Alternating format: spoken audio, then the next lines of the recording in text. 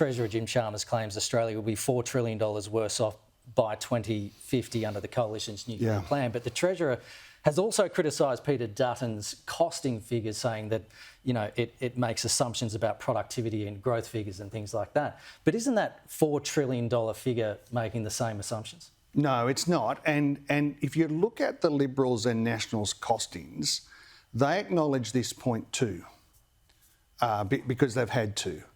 If you introduce the most expensive form of power into the mix, it retards growth, it lifts costs, and it means that manufacturing floods offshore. So in the Liberals' own model, the economy is smaller and there's no room for electricity-intensive manufacturing. So the steel industry, aluminium industry, closed under Peter Dutton's own model.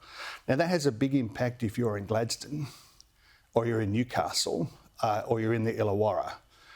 Those existing facilities that rely upon energy policy certainty and an electricity system that's big enough for the manufacturing sector. So that policy has a terrible impact on household costs. But what I'm most concerned about here is those existing facilities being forced offshore, just like the auto industry was under Tony Abbott, but all of the new investment being deterred. The message from Peter Dutton to the manufacturing sector is don't bother knocking, go offshore somewhere else, because there's no room in Peter Dutton's economy for manufacturing. We've got to get going in just a sec, but just quickly, why won't the Prime Minister call the election?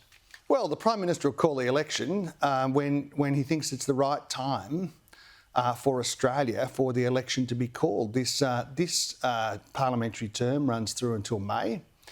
It's open to the Prime Minister to call it all the way through then. He'll make judgments.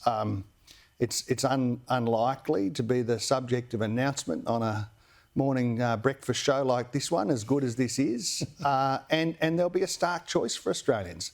A poorer, weaker, less secure Australia under Peter Dutton, or good jobs and a government that's actually focused on the national interest under Anthony Albanese. Okay, Senator Tim Ayres, thank you so much for your time this morning. Easy, Kenny. Good to see you. Good to see you. Thank you.